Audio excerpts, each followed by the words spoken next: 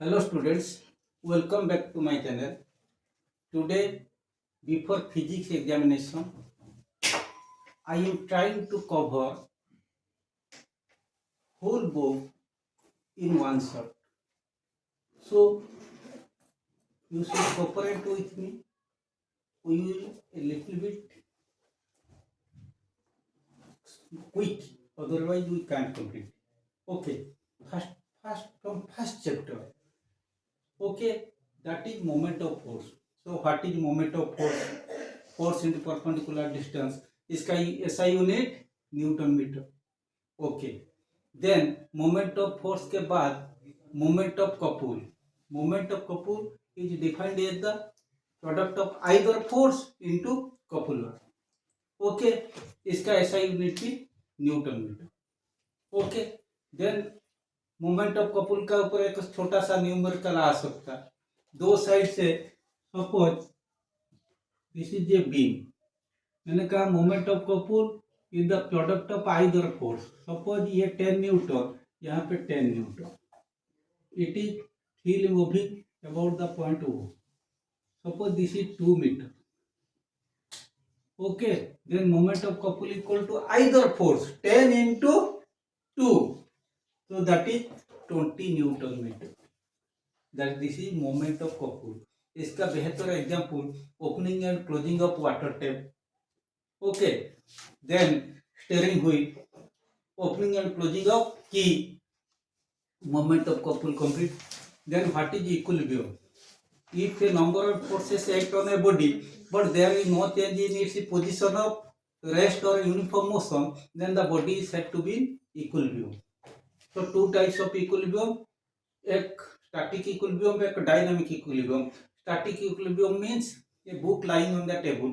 Dynamic equilibrium, suppose a scooter moving on a steady on a road at constant speed 40 kilometre per hour. अगर constant speed में वो move करता, that is dynamic equilibrium और falling of rent. Okay, then centre of gravity. Center of gravity is a point on the body about which the moment of forces of all the individual forces, sum of the moment of all the individual forces about that point is 0. So you should better go through the definition. Center of gravity is a point on the body about the moment of all the individual forces, sum of the moment of all the individual forces acting on the body is 0. उसी point में सारे moment का moment उसी point से sum of moment of all the forces acting on the body is 0 about the center of gravity. Okay, then center of gravity of some common figure, common geometrical figure. जैसे थोड़ा याद रखना, एक square rectangular shape किसी का, एक circular laminar, इसका sub centre of gravity याद रखना. जैसे होलो कोन, सॉलिड कोन, ये सब याद रखना. These are easy things, so you can read by yourself. Then next important thing, that this is the meter scale numerical. While solving meter scale numerical, you must first you draw the figure. So after drawing the figure, you will write at equilibrium clockwise moment जहाँ पे वो support होता है. जो जगह में वो beam घूम सकता है उसी जगह को सपोर्ट बोलते. सो लिखेंगे at equilibrium clockwise moment about O, that point is O. Then anti clockwise moment about O. Then equalise moment of clockwise moment and anti clockwise moment. Then you find the mass of the meter scale or weight of the meter scale you have to find. So continuously माने 2-3 term, 2-3 last 2-3 year moment of माने meter scale numerical came. That's why I am not analyzing today meter scale. Then next one, centripetal force, centrifugal force. This is very important for this session. Centrifugal force, centripetal force. The center seeking force is centripetal force. In when a body moves around a circular path, then the center sticking force is called centripetal force.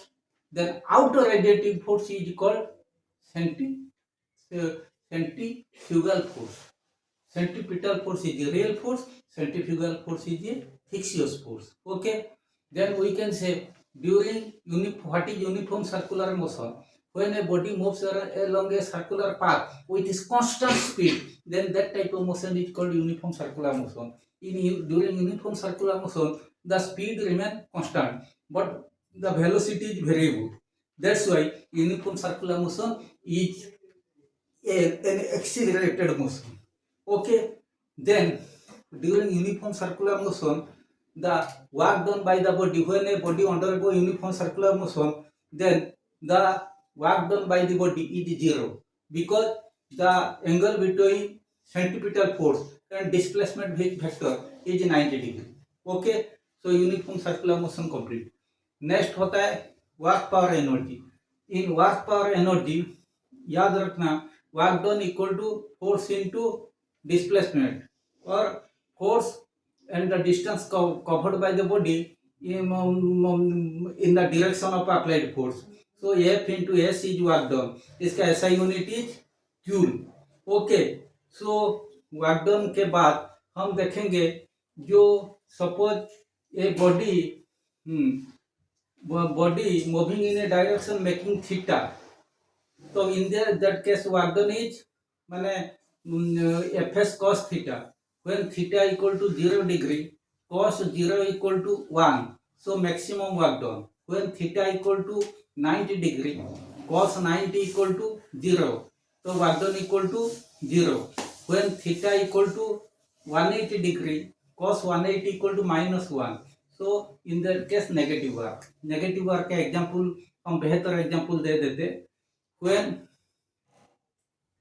when a stone is thrown against gravity, then in that case work done by the stone is stone is thrown against gravity, so work done by the gravitational force is negative work, because here force and displacement they are making 180 degree with each other, क्योंकि वो gravitational force नीचे आता है, displacement हम पत्थर को ऊपर फेंकते हैं, तब इनका बीच में जो एंगल होता है 180 डिग्री. ओके.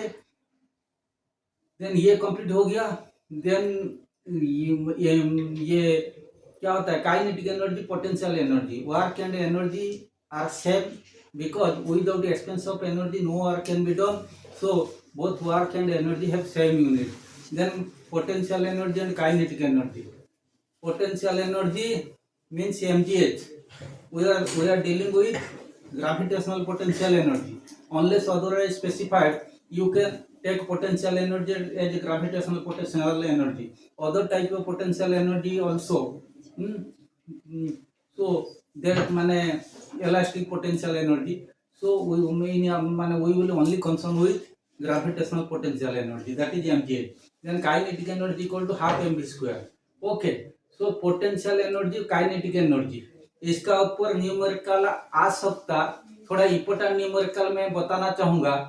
जैसे when the speed of a body become twice, what is change in its kinetic energy. Speed of the body become twice.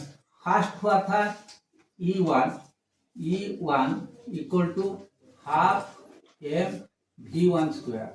E2 equal to half m v2 square, but v2 equal to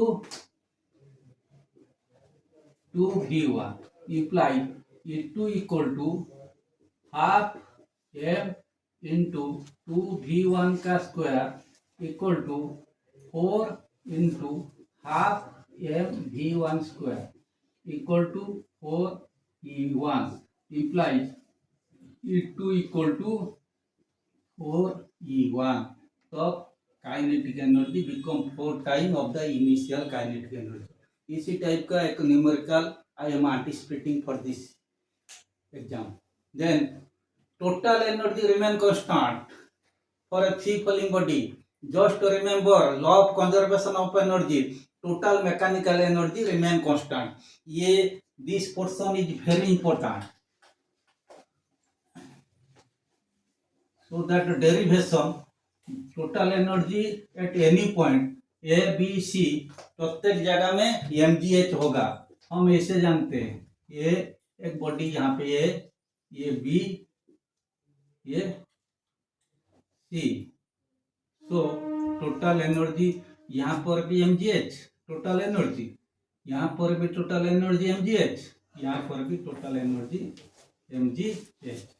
इसका कहने का मतलब होता है so total mechanical energy equal to sum of kinetic energy and potential energy. ये जगह में देखो, ये जगह में at the first initial point ये जगह में H इज मैक्सिमम, तो दिस इज H, तो हियर V इक्वल टू 0। मतलब टोटल एनर्जी हम जानते हैं, total energy equal to sum of kinetic energy plus potential energy. ये पॉइंट में kinetic energy 0 because V is 0, so total energy equal to mgh। C point में H equal to 0, only V is there, so but total energy equal to mgh, मतलब mgh equal to half mv square। so एक important thing याद रखना, kinetic energy at the ground equal to potential energy at the space, kinetic energy at the ground equal to potential energy at the space. तुम खाली दिमाग लगाना, total energy अगर उन्होंने मांगा टोटल एनर्जी, V देने पर हाफ mv स्क्वायर, H देने पर mgh, बिकॉज ग्राउंड में होता है mgh equal to half mv square. Total energy at the space, kinetic energy at the ground equal to potential energy at the space, but total energy at any point is constant for a free falling body, that is mgh। okay, then work per energy completed। now I can say machine, in machine you just remember one important characteristics of the machine, velocity of the receive property of the machine which never changes because it is assigned to the machine at the time of design। so mechanical advantages change हो, continuously change हो सकता है, लेकिन velocity ratio कभी change नहीं होता। Mechanical ratio change होने पर कोई मशीन का एफिशिएंसी, मैकेनिकल एडवांटेजेस चेंज होने पर एफिशिएंसी कम हो जाता है। If mechanical advantages equal to velocity ratio then efficiency equal to 100%, that is the ideal machine। if mechanical advantages is less than velocity ratio, that is the real machine where efficiency is not 100%। that relationship, establish the relationship between mechanical advantages, velocity ratio and efficiency। efficiency equal to mechanical advantages by velocity ratio। for this session, this exam, this derivation is very important। efficiency equal to mechanical advantages by velocity ratio। okay, then next one, first class lever, second class lever, third class lever, ये भी आ सकता। ये कौन सी class का liver का अंदर आता है ये याद रखना, because you are reading this thing from 6-7, so you yourself can do it। then you see in first class liver mechanical advantages में भी हम जानते हैं second class lever is the lever in which mechanical advantages is always greater than 1। Why? Because mechanical advantages equal to load by effort equal to effort arm by load arm. Second class lever में load बीच में रहता है, तब effort arm हमेशा load arm से ज्यादा होता है। The types of lever in which mechanical advantages is always greater than 1, that is second class liver. The type of liver in which mechanical advantages is always less than 1, that is third class liver or liver of third line, because effort बीच में रहता है। Okay, और first class lever में 3 प्रकार का हो सकता है, माने mechanical advantages can be greater than 1, mechanical advantages can be less than 1, mechanical advantages equal to can be equal to 1। in a seesaw mechanical advantages is equal to 1, but in a plier or shear, जो लोहा करते हैं shear, mechanical advantage is greater than 1, but in a scissor जिसमें कैंची जो होता है mechanical advantages less than 1. Scissor act as a speed multiplier but scissor act as a force multiplier. Okay, ये हो गया. देन इसी में ब्लॉक टैकल सिस्टम का फिगर बनाना क्या प्रैक्टिस करना चाहिए. ये फिगर का ऊपर न्यूमेरिकल पक्का आएगा. सपोज यहाँ पे एफिशिएंसी दे रखा है, वेलोसिटी रेशियो जरूर कम होता है, mechanical advantages equal to load by effort. तो इसका आधार पर फिगर के साथ एक न्यूमेरिकल प्रैक्टिस करना. Okay, then refraction of light from plane surface. तो इसी में फर्स्ट हम स्नेल्स लॉ के बारे में देखेंगे. Snell's law sine A by sine A equal to mu. Okay, so हम ये कहेंगे इसके बाद mu equal to C by V, absolute refractive index mu equal to C by V. So refractive index, the value of refractive index is always greater than 1 because speed of light is always greater than speed of light in any medium.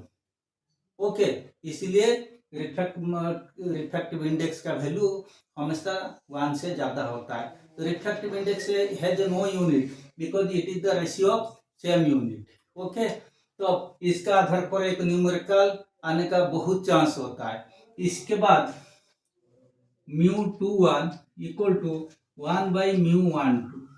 इसका मतलब ऐसे करेंगे, इसका मतलब mu glass with respect to water equal to 1 by mu water with respect to glass. ये हमेशा याद रखना क्योंकि बहुत आसान numerical. Suppose refractive index of glass with respect to water is 3/2. What is the refractive index of water with respect to glass? 2/3. Plain thing.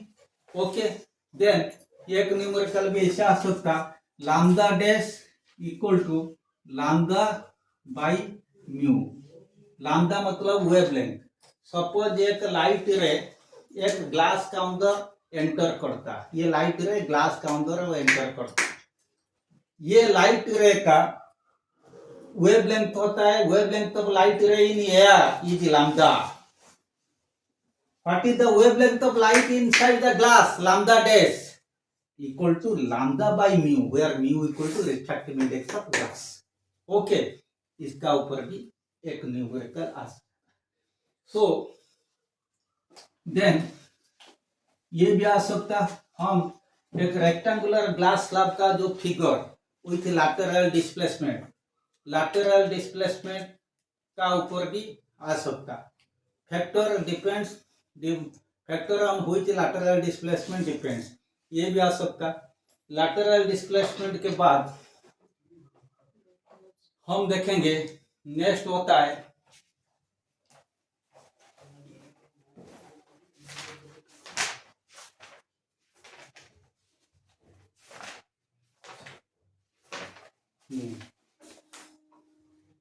एक होता है जैसे मल्टीपल इमेज.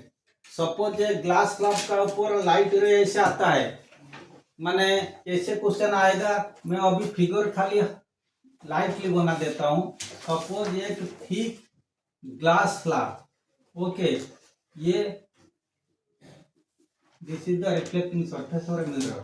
यहाँ पे रे ऐसे आएगा, आने पर ऐसे तुम्हें इमेज दिखाई देगा.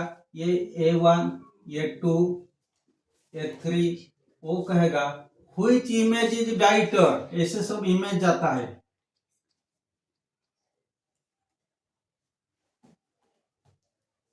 ऐसे इमेज जाता है, ऐसे फिगर एक आएगा, कहेगा which image is brighter. The second image is brighter because it is suffers a strong fast reflection on silver surface pn of the thick mirrors. ये थिक मिरर का pn का ऊपर जो सिल्वर सरफेस, इसी में एक स्ट्रॉन्ग फास्ट रिफ्लेक्शन इसका हुआ. So second image will, which image will be brighter? The second image will be brighter because it will suffer a strong fast reflection on the silver surface of the mirror. Okay, then इसके बाद देखेंगे त्रिज्यीय. Prism का अंदर ये सबसे important I plus E equal to A plus delta.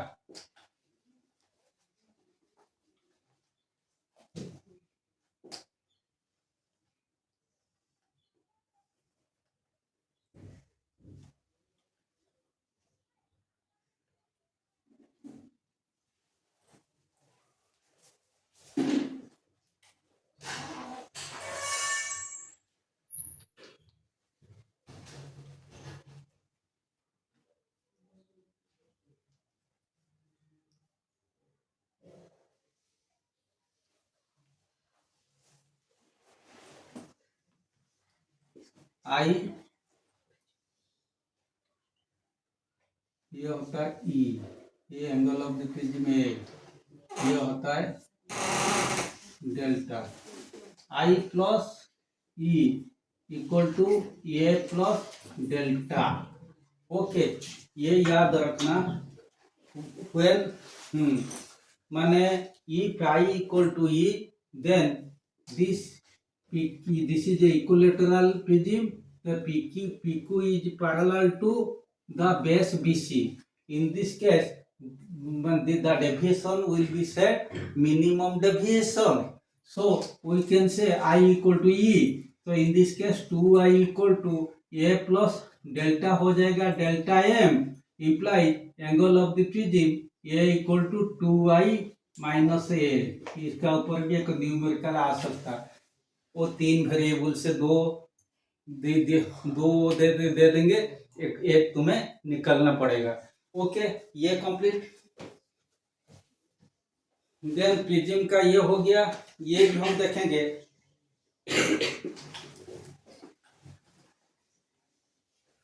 ये भी देखेंगे एंगल ऑफ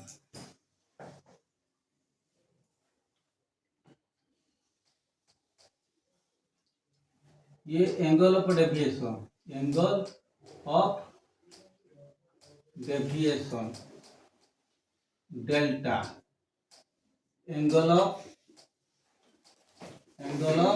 इंसिडेंस आई। ऐसे एक ग्राफ करेंगे।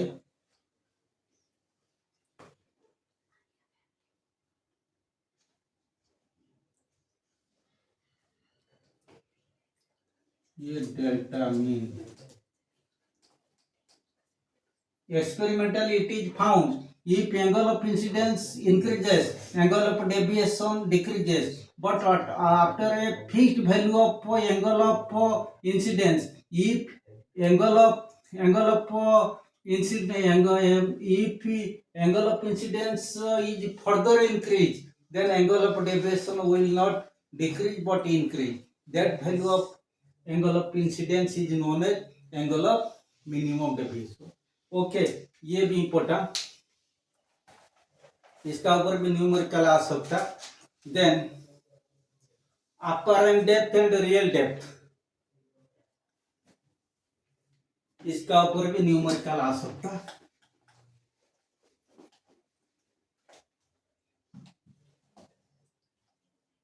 अपर and depth equal to real depth by mu. Okay, या हम बोलते हैं shift equal to real depth minus apparent depth equal to real depth, apparent depth के जगह में डाल दो real depth by mu.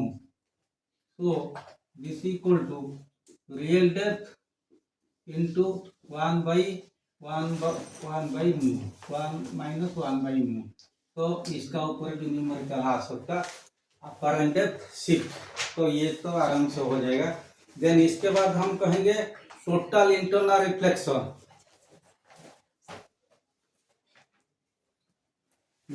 Bending of stick, ये भी very important. Then critical angle,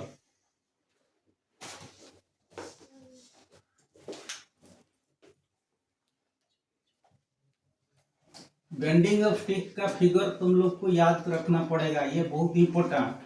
then critical angle, critical angle के बाद क्या बचा? Critical angle,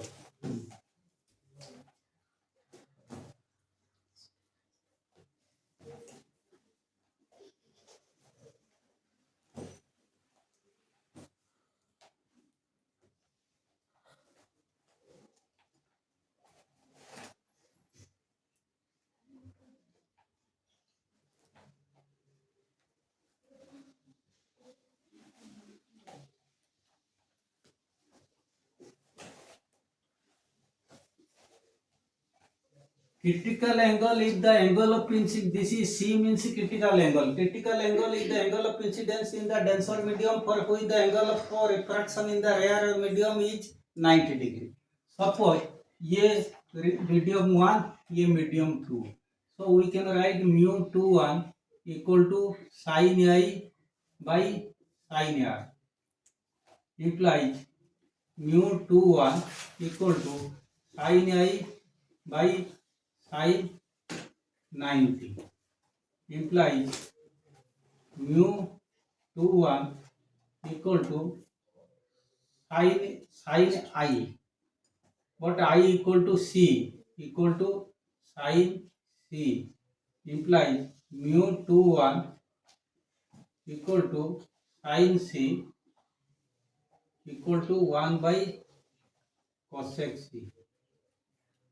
Okay, so critical angle is the angle of incidence in the denser medium for which angle of refraction in the rarer medium is 90 degree. इसका ये दोनों का बीच का relationship important होता है.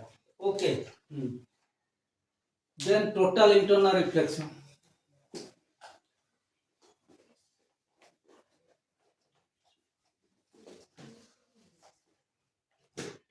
टोटल इंटरनल रिफ्लेक्शन उसे कहा जाता है TIR. देखो, when a ray of light travel from a denser medium to a rarer medium, refraction takes place. Okay, ये I, ये R. Suppose हम रिफ्रैक्टेड रे को क्या बोले, एंगल ऑफ इंसिडेंस को ग्रेजुअली इंक्रीज किए तो एंगल ऑफ रिफ्रैक्शन बढ़ेगा. ऐसे टाइम आएगा, ऐसे एंगल ऑफ इंसिडेंस को हम बढ़ाए. Experimentally already it is already demonstrated. So ये जगह में तो भी बाउंड्री होके जाएगा R इक्वल टू 90 डिग्री होगी. ओके, यहाँ पे partly reflection and partly refraction. ये I equal to C means angle of incidence is same as critical angle. If angle of incidence is further increased, ये denser medium, ये नीचे वाला denser medium, ऊपर वाला rarer medium. If angle of incidence is further increased, then entire light will be refracted back to the same medium following the law of reflection. This is known as denser medium.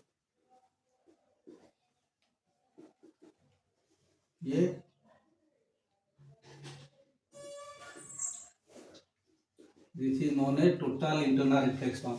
So condition for total internal reflection. What is the total internal reflection? When a ray of light travels from a denser medium to a rarer medium, if we can say I is greater than C, I is less than C.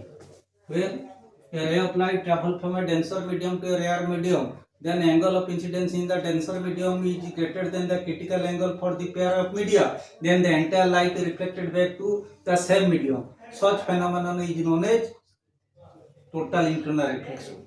So, what are the two conditions for the total internal reflection to take place? One is light must travel from a denser medium to rarer medium. First point. Second point, the angle of incidence in the denser medium should be greater than the critical angle of the pair of media. Okay, ये complete. इसका ऊपर figure numerical based figure जरूर आएगा. खाली one thing next होता है difference between reflection and total internal reflection. In case of plane reflection, total internal reflection के बीच में तफावत वही होता है. Plane reflection in plane reflection light may travel from any medium, may travel from a denser, either from a denser medium to a rarer medium or from a rarer medium to denser medium. But in case of total internal reflection, light must travel from a denser medium to rarer medium. In case of plane reflection, some light energy is absorbed. But in case of total internal reflection, entire light energy is reflected back. In case of plane reflection, the image is faint. Your factor. In case of total internal reflection, the image is bright. Okay, up to this complete. Then I will start next. Then convex lens and concave lens. Convex lens का प्रत्येक case को याद रखना, सब case में real inverted either smaller size और magnified और same size. But in case of माने concave lens, irrespective of the position of object, the image is always found in between focus and optical center. Image is virtual, erect and smaller size. याद रखना, convex lens और concave lens का बीच में तफात, यहाँ कहीं पे भी ऑब्जेक्ट होगा, इमेज फोकस और ऑप्टिकल सेंटर का बीच में होगा वर्चुअल, इरेक्ट, स्मॉलर साइज.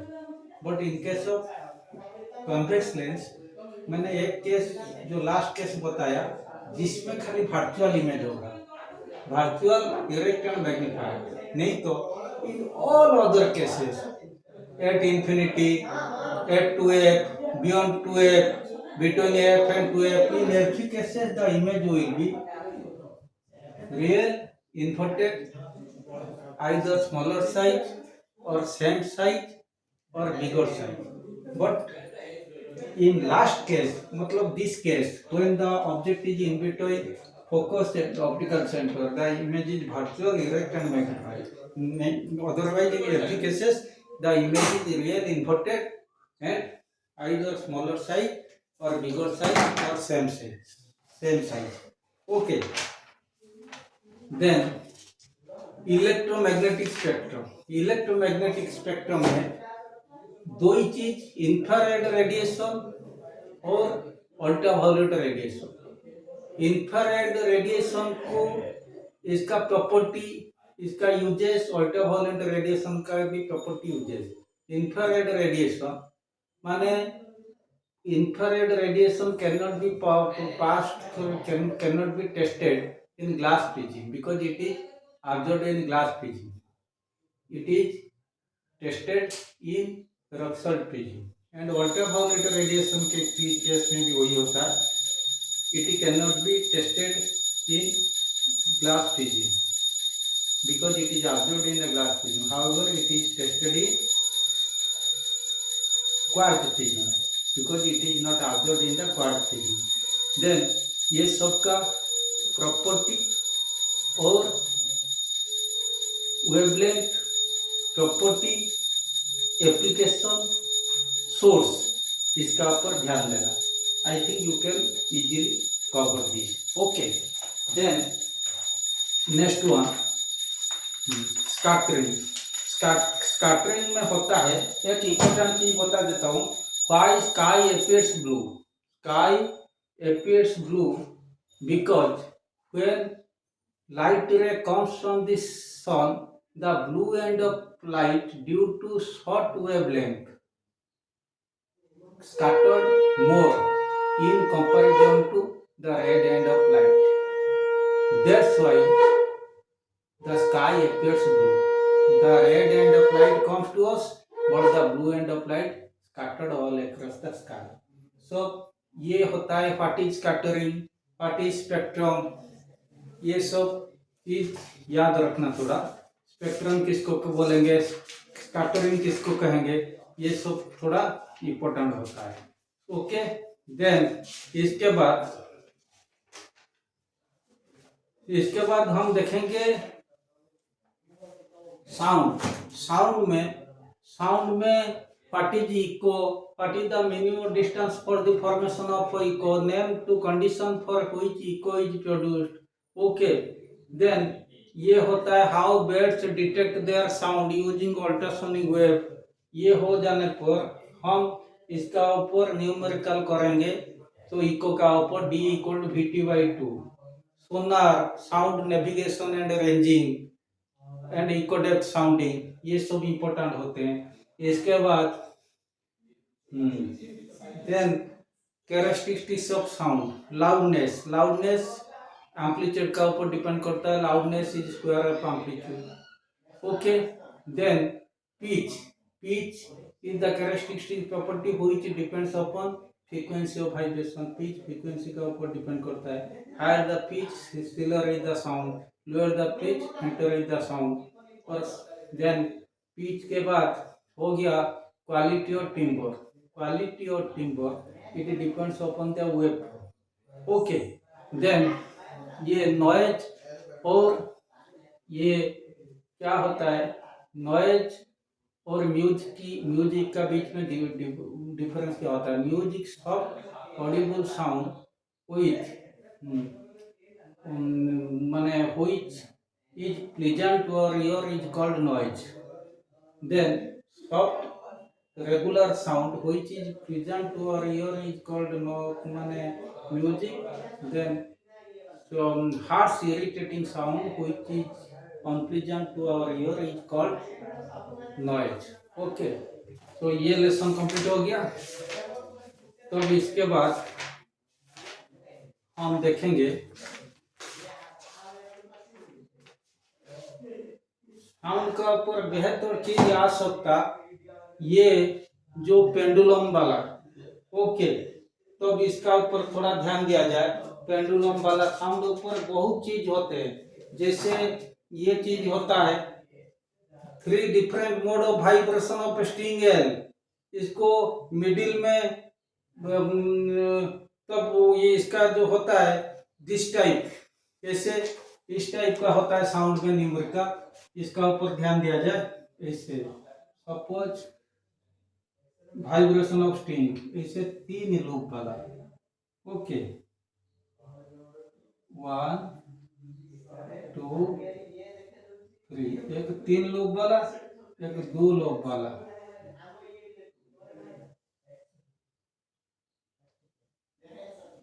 और एक होता है 1 लूप वाला. तो ये इसका बीच में ऐसे. तो which vibration is the largest amplitude. इसमें लार्जेस्ट एम्पलीट्यूड कौन होता है, ये ए फिगर, ये बी फिगर, ये C figure. A has, B has largest amplitude. Least frequency, सबसे कम फ्रीक्वेंसी किसी का है, ए एक. C is having least frequency. What is frequency, ratio of frequency between A and C. A और C का ratio frequency क्या होता है, 3:1. What is the ratio of wavelength between B and A. B और A का बीच में wavelength का रेशियो क्या होता है हम जानते हैं.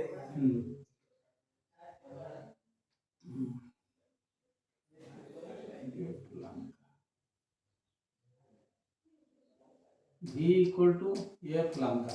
मीन्स वेवलेंथ हम देखेंगे lambda is universally proportional to F. तो what is the ratio of wavelength between B and A. B का कितना होगा, lambda B inversely proportional to 1/fb. Lambda A inversely proportional to 1/f2 implies lambda b by lambda a equal to fa by fb. Okay, तो fa कितना है, a का कितना है 3.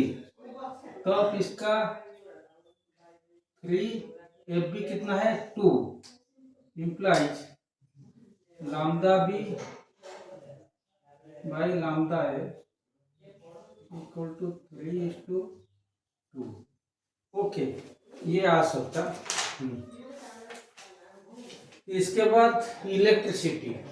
इन electricity something important sir there. Important thing Ohm's law. Ohm's law V equal to IR. Temperature remaining constant. Current flowing through a conductor is directly proportional to potential difference across its two ends. Implies potential difference V is proportional to I or V equal to IR or where R equal to resistance of the conductor. ये ohms law का ऊपर important question आ सकता है, छोटा छोटा numerical. इसके बाद Ohm's law का ग्राफ वी आई ग्राफ, वो एक लीनियर ग्राफ, ऐसे वी आई ग्राफ, इससे ये आ सकता है। Okay, then verification of Ohm's law figure में आ सकता। इसके बाद हम लिखेंगे स्पेसिफिक रेजिस्टेंस और रेसिस्टिविटी। स्पेसिफिक रेजिस्टेंस और resistivity, factors on which resistance depend, then specific resistance और resistivity are equal to rho L by A. तो imply rho equal to A R by L. इसका मतलब ये होता है स्क्वायर मीटर, आर होता है ओम, ये होता है मीटर, ये इसका यूनिट होता है ओम मीटर। तो उससे कहा जाता स्पेसिफिक रेसिस्टेंस और रेसिस्टिविटी। इसका ऊपर भी न्यूमेरिकल आता है। सपोज एक रेजिस्टेंस का, एक रेजिस्टर का रेजिस्टेंस था 1 ओम, इसका लेंथ को हम दोगुना कर दिए। What is the new resistance? R1 equal to 1 ohm implies R1 equal to rho L1 by A1। तो फर्स्ट इसका रेजिस्टेंस था कितना है? फर्स्ट इसका रेजिस्टेंस कोई यहाँ पे मैं कर देता हूँ। एक रेजिस्टर का रेजिस्टेंस था 1 ओम, इसको हम क्या किए, इसका लेंथ को दोगुना कर दिए, 2 टाइम इसका लेंथ हो गया। अब हम लिख देते R1 equal to row L1 by A1, इसका लेंथ तो दोगुना हो जाएगा। तो अब R2 इक्वल टू, हम जानते हैं R2 equal to rho L2 by A2। If L2 equal to 2L1, then A2 equal to A1 by 2 implies R2 equal to rho L2 जगह में लिख दो into 2L1 by A1 by 2 equal to 4 rho L1 by A1। But rho L1 by A1 equal to कितना है? 1, equal to 1 दे रखा है, equal to 4 into 1 equal to 4 ओम। तो R2 हो गया 4 ओम। इस टाइप का एक न्यूमेरिकल आ सकता है। इसके बाद सबसे बेहतर क्वेश्चन, जो EMF, internal resistance, potential difference across the terminals of the cell और टर्मिनल वोल्टेज, ये इसका ऊपर बहुत बेहतर क्वेश्चन आ सकता है। मैं खाली बता देता हूँ, तुम एक चीज यही देखो। Suppose series parallel, suppose 2 resistors ये पैरेलल कनेक्शन में,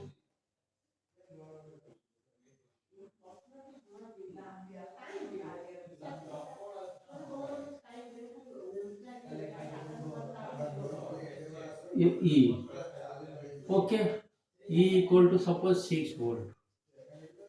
अब ये 2 ओम, ये 3 ओम, ओके, 6 वोल्ट। यहाँ पे इंटरनल रेजिस्टेंस, ये सेल का इंटरनल रेजिस्टेंस 1 ओम, ओके। हम जानते टोटल, हम फर्स्ट ये न्यूमेरिकल को हम सॉल्व करेंगे। सपोज आई दे रखा है, आई इक्वल टू 0.4 एम्पियर दे रखा है। हम ऐसे न्यूमेरिकल को कैसे सॉल्व करेंगे? फर्स्ट लिखेंगे तो total resistance of the parallel circuit, total resistance of the parallel circuit equal to R1 R2 3 into 2 by 3 plus 2 6 by 5। Okay, suppose ये हो गया कितना है? 1.2, ओके। इन दोनों एक हो गए। Total resistance of the circuit, total resistance of the circuit, circuit का टोटल रेजिस्टेंस कितना होगा? ये 1.2 प्लस यहाँ पे एक होता है internal resistance 1.2 plus 1 equal to 2.2। Okay, इसको हम माने implies total resistance of the circuit हुआ 2.2 ओम। हम जानते हैं E equal to IR implies 6 equal to I कितना 0.4 इंटू 2.2। आई निकालना, आई नहीं दिया होगा सपोज, आई हम फर्स्ट निकालेंगे। आई इंटू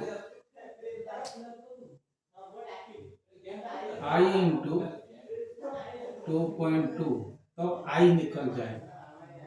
आई होगा 6/2.2 समान 60/22 30/11। इसको तुम कर दो 11 टू द 22 11 7 2.7 एम्पियर। ये आई हुआ, आई सपोज हुआ 2.7 एम्पियर। तो अब इसके बाद कहेंगे what is current in 3 ohm resistor. Suppose यहाँ पे I1, यहाँ पे I2। हम इसको कैसे जानेंगे? हम जानते हैं resistance of the parallel circuit, इसका रेजिस्टेंस 1.2। तब हम अभी लिखेंगे जब resistance of the parallel circuit दे रखा है 1.2 ओम, तो 2 ओम, तो ये I1 resistance of the parallel circuit दिया हो, तो उससे हम निकाल देंगे। तो E equal to voltage, voltage निकालेंगे, voltage drop in each resistor of the parallel circuit V equal to IR, V equal to IR। तो हम इससे आई माने टोटल आई कितना हम लेंगे? ये आई होता है 2.7 इंटू आर कितना, पैरेलल सर्किट का आर हम देखेंगे 1.2। Okay, voltage in each resistor of the parallel circuit V equal to 2.7 into 1.2। तो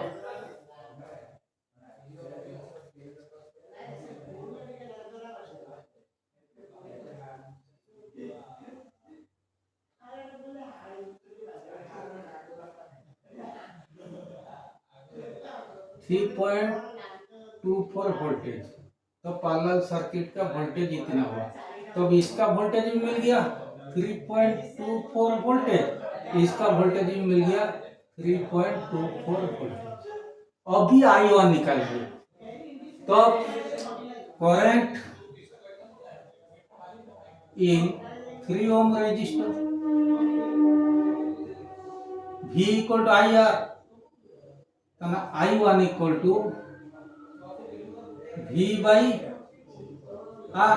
V कितना है 3.24 इंटू R3, तब जितना होगा ये आ गया I1।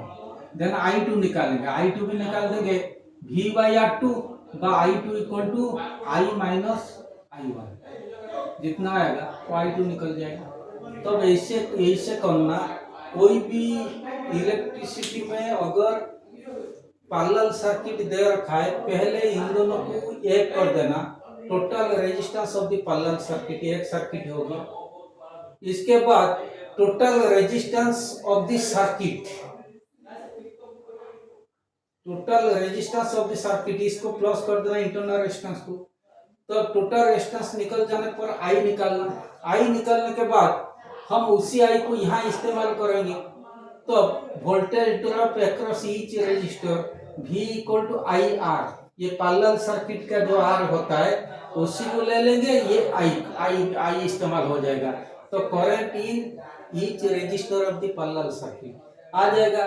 तो करंट आने पर तो इससे इसका दोनों का करंट भी निकाल सकते हैं। इसके बाद खाली एक चीज बता, पर्टिकुलर टर्मिनल वोल्टेज और potential drop across the terminal of the conductor. तो टर्मिनल वोल्टेज कितना होगा? तो टर्मिनल वोल्टेज के लिए एक चीज होता है टर्मिनल वोल्टेज,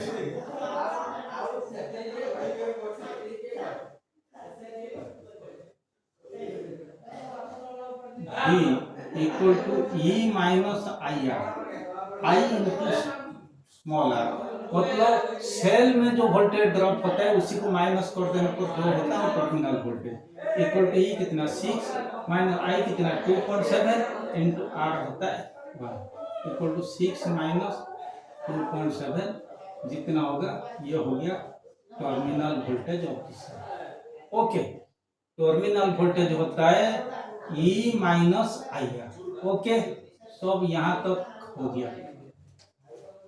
ओके, ये इलेक्ट्रिसिटी का एक ही न्यूमेरिकल किया ताकि तुम लोग सब क्लियर हो जाएंगे। इसके बाद बचा तो इलेक्ट्रिक पावर में वन टाइप न्यूमेरिकल कैसे? So kilowatt hour energy in kilowatt hour equal to power in watt by time in hour, power in watt by 1000 into time in hour। तो ये हो गया किलोवाट आवर। किलोवाट आवर को joule कैसे करेंगे? 1 kilowatt hour equal to 3.6 into 10 to the power 6। Okay, kilowatt hour तो हो गया जूल। ओके, ये कंप्लीट किलोवाट आवर जूल हो गया। तो अब ये हो गया। इसके बाद हम देखेंगे तुम्हारा alpha beta gamma nuclear physics. तो emission of alpha beta gamma, I think alpha में क्या होता है, बीटा में क्या होता है, गामा में क्या होता है। सपोज एक यही होता है, एक जेड एक ए एक न्यूक्लियर, ये अल्फा एमिट करेगा तो एक्शन हो गया ए माइनस 4, ये हो गया Z minus 2 plus double ionised helium atom, ये अल्फा का।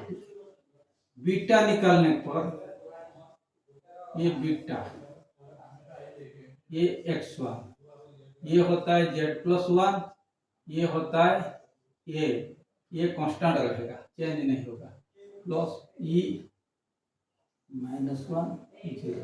इसको प्लस कर देना z+1 -1 z a प्लस 0 है। यहाँ पे z-2 plus 2 z a -4 plus 4 a। Okay, gamma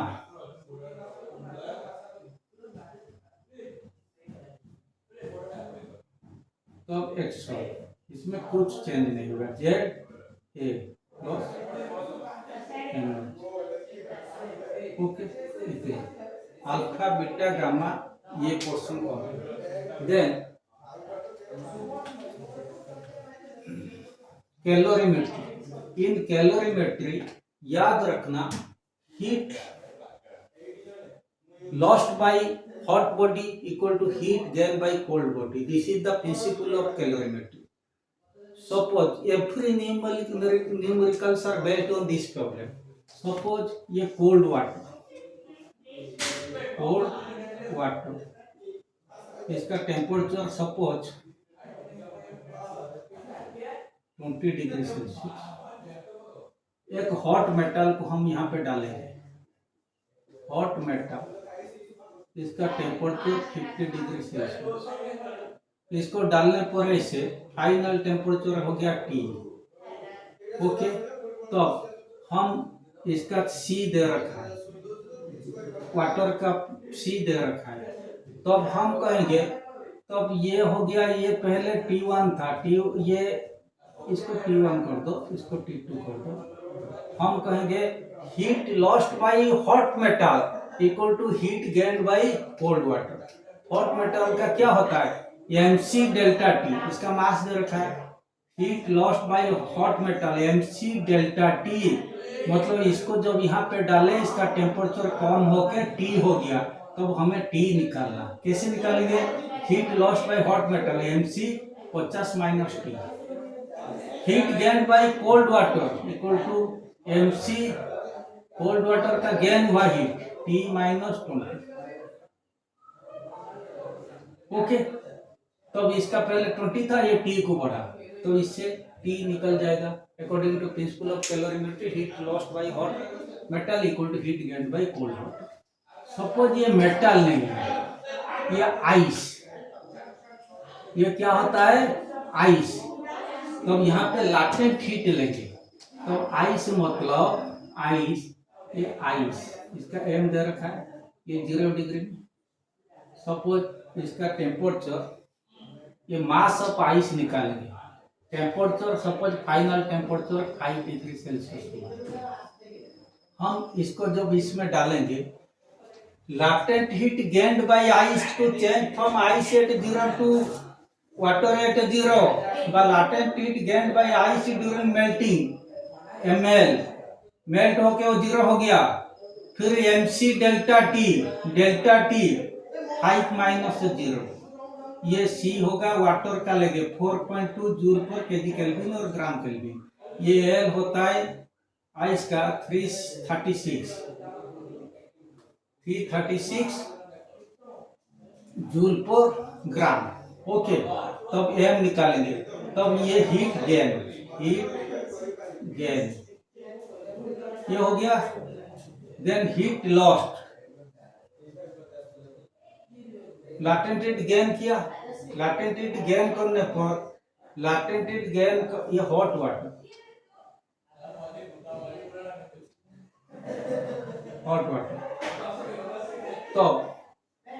तो ये heat lost by water, heat lost, ये हीट गेन हुआ, हीट लॉस्ट होगा mc डेल्टा टी, कितना है mc delta T equal to m water का दे रखा है, c वाटर का 4.2, suppose m equal to 10 gram, तो 10 इंटू 4.2 डेल्टा टी कितना है, बड़ा टेम्परेचर माइनस छोटा टेम्परेचर।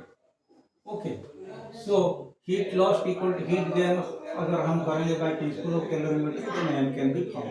समटाइम ये सपोज कैलोरीमीटर, इसका भी दिया जाता है मास, इसका मास दिया होगा, इसका स्पेसिफिक हीट कैपेसिटी दिया होगा, तब हम करेंगे heat lost by water, hot water plus heat lost bye calorimeter. तब यहाँ पे खाली जो mc डेल्टा टी मैंने ये किया वाटर के लिए, यहाँ कैलोरीमीटर भी ऐड हो जाएगा। ओके, देन ये हो गया। देन नेक्स्ट होता है थोड़ा important theory question, why the atmosphere becomes pleasant just after hailstorm. जो हम लिखेंगे the specific latent heat of fusion of ice is more, that is 336 joule per gram. It means 1 gram of ice absorb 336 joule of heat energy from the atmosphere for melting. That's why the atmosphere becomes pleasant after hailstorm. So next question हम कहेंगे, why water is used as a universal coolant? Water is used as a universal coolant because water has high specific heat capacity. It means water does not heat up quickly or does not cool down quickly. That's why water is used as a universal coolant in car radiator. How land bridge and sea bridge are formed?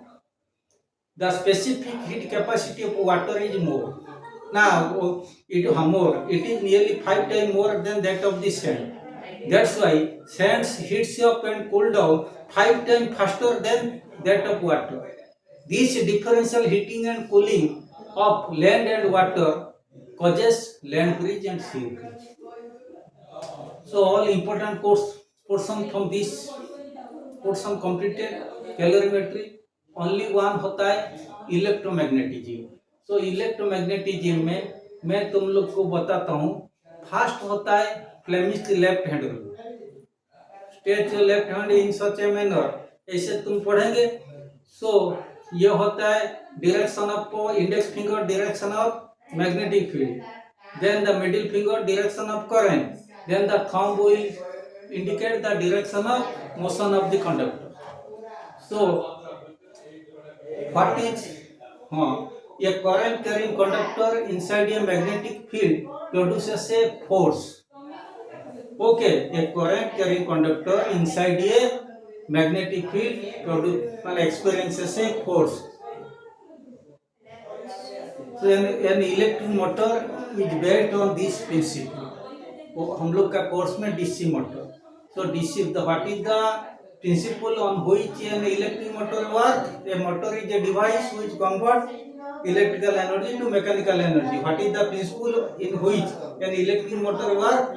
It works on the principle that a current carrying conductor inside a magnetic field experiences a force. Okay, ये हो गया.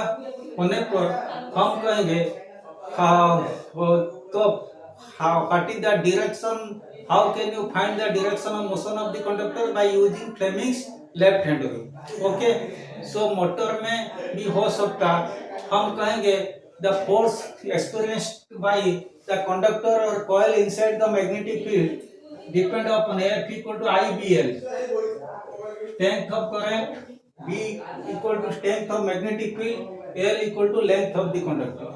ये भी important होता है. Then electric motor और DC motor. DC motor में एक फिगर बनाना बुक में है, हॉर्स और मैग्नेट. ओके, तो अब इसके बाद ये तो आर्मेचर कॉइल. देन दो स्प्लिट रिंग कम्यूटेटर. ये फिगर बना देना. What is the function of split ring commutator. To change the direction of current. Every 180 degree के बाद इसका रोटेशन के बाद इसका करंट का जो डायरेक्शन चेंज होगा वो स्प्लिट रिंग कम्यूटेटर ऐसे होते हैं. दो स्प्लिट रिंग कम्यूटेटर ऐसे होते हैं. The split ring commutator is used to change the direction of current. Okay, then electromagnetic induction ये होता है. सो इलेक्ट्रोमैग्नेटिक इंडक्शन मतलब किसी को हम टच नहीं करेंगे, इसका अंदर कुछ आ जाएगा. Okay, whenever there is a change in magnetic flux linked in a coil, then an EMF is induced in the coil. Whenever there is a change in magnetic flux linked with a coil, then an EMF is induced in the coil. Okay, so based on this principle, an AC generator, electric generator works. So the generator is based on the principle that whenever there is a change in magnetic flux linked in a coil, then an EMF is induced in the coil. Okay, so the direction of so generator का काम होता है mechanical energy को electrical energy कर देता है. Okay, so what is the, how can you find the direction of magnetic flux that linked in a coil. The direction of means current. How can you find? By using Fleming's right hand rule. Stretch your right hand in such a manner. This is the motion of the conductor. This is the direction of magnetic field. Then this is the direction of current. तो Fleming's right hand rule में हम current का direction निकालेंगे क्योंकि generator में हमें current निकालना है, प्रोड्यूस करना. फ्लेमिंग्स लेफ्ट हैंड रूल में हम मोशन ऑफ द कंडक्टर निकालेंगे क्योंकि वहां मैकेनिकल एनर्जी प्रोड्यूस होता है. Okay, also the direction of current or direction of induced EMF can be found by using Lenz law. Lenz law कौन क्या होता है?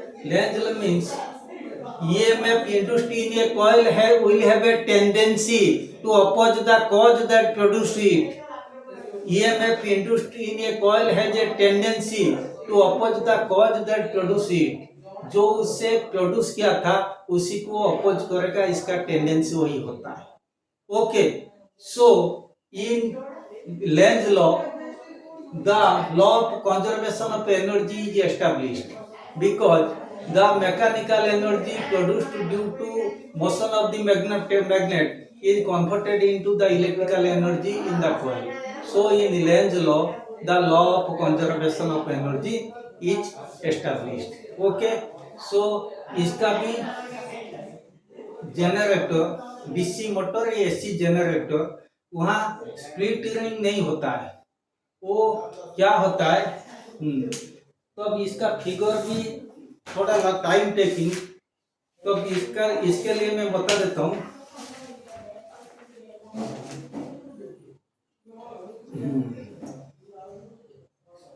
इसके लिए तुम बुक फॉलो कर सकते, वो सब समान है। यहाँ पे स्लिप रिंग खाली होता है, यहाँ ऐसे वो स्प्लिट रिंग के जगह में 2 स्लिप रिंग ऐसे होते हैं, स्लिप रिंग। ओके, तो ये जगह में इलेक्ट्रिकल एनर्जी को प्रोड्यूस हम करते हैं मैकेनिकल एनर्जी से। ओके, ये ऑलमोस्ट हो गया। इसके बाद हम कहेंगे और एक चीज, transformer. Transformer is a device which convert low voltage AC to high voltage AC or high voltage AC to low voltage AC. So simultaneously it is, you can say it either a step up transformer or step down transformer. Okay, ये transformer होता है। Transformer is based on electromagnetic induction. जो primary coil में जो coil secondary coil का ऊपर, secondary coil में induce होता है करंट और ईएमएफ इंड्यूस होता है। ओके, तो अब ये होता है ट्रांसफार्मर। ट्रांसफार्मर में तुम्हारा ये आता है।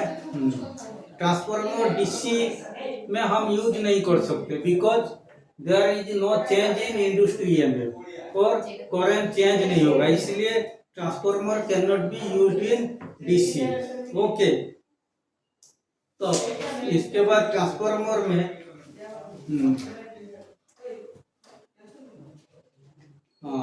ट्रांसफार्मर में step up transformer, step down transformer का कहाँ यूज होता है।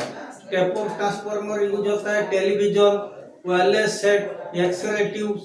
स्टेप डाउन यूज होता का electric bell, night electric bulb, mobile phone, computer, ये सब जगह में स्टेप डाउन ट्रांसफार्मर यूज होता है। Okay, then laminated core. एक ट्रांसफार्मर में जो कोर यूज होता है we should use a soft iron core inside a transformer. एक ट्रांसफार्मर का मैं एक ब्लॉक डायग्राम बता देता हूँ। सपोज ये ट्रांसफार्मर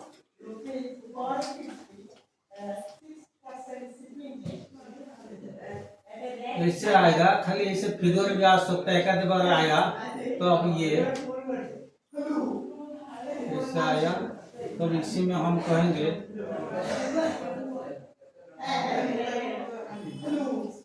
ये primary coil, this is secondary coil. Okay, ये होता है soft iron laminated core. Soft iron laminated core. Okay,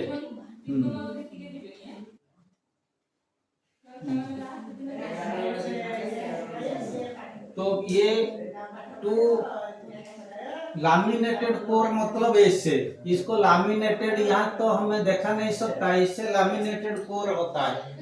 हम सॉफ्ट आयरन क्यों लेंगे? It is a very good magnetic property, it can be magnetize easily and demagnetize easily.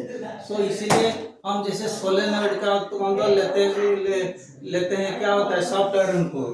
तो ऐसे laminated core मतलब ऐसे।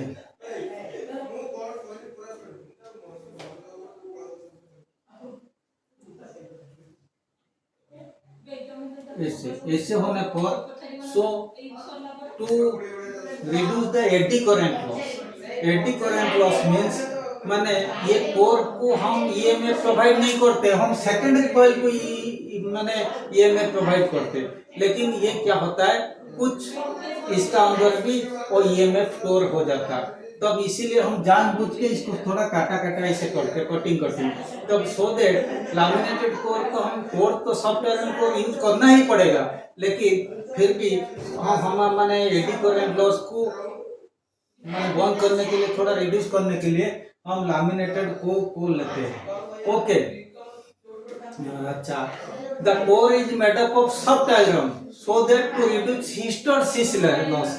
हिस्टैरिसीस लॉस मतलब कुछ चीज होता है, एक अगर हम सॉफ्ट आयरन नहीं लेंगे, स्टील ले लेंगे, वो मैग्नेटाइज हो जाएगा, बहुत देर में वो डीमैग्नेटाइज होगा। तब हम चाहते हैं जो इमीडिएट मैग्नेटाइज होगा, इमीडिएट डीमैग्नेटाइज होगा, इसीलिए हम सॉफ्ट आयरन लेते हैं। Soft iron core is used to reduce hysteresis loss, इससे कहा जाता है, and laminated core is used to reduce eddy current loss. और एक होता है एक कॉपर लॉस, कॉपर वायर हम लेते हैं, वो वायर में कुछ लॉस होता है, उससे कहा जाता है कॉपर लॉस। सो ट्रांसफार्मर में 3 टाइप का लॉस होता है, एक eddy current loss, to reduce eddy current loss, वही एक लैमिनेटेड कोर टू रिड्यूस माने hysteresis loss. So we use soft iron core. So copper loss को तो हम रिड्यूस नहीं कर पाएंगे बिकॉज हमें कॉपर लेना पड़ेगा। Okay, so step up transformer में सेकेंडरी कॉइल में ज्यादा कॉइल होता है, तो number of coil in secondary coil is more in step up transformer. In step down transformer number of coil in secondary coil is less. Okay, transformer हो गया। So almost I tried to complete all chapter of physics in one shot. I hope you will get through all of this, get through my total video, then you will cover the whole book. So that's why mane if you follow this you can cover whole book. Okay, wishing you all the best for your forthcoming physics exam. I remain. Thank you. Yeah.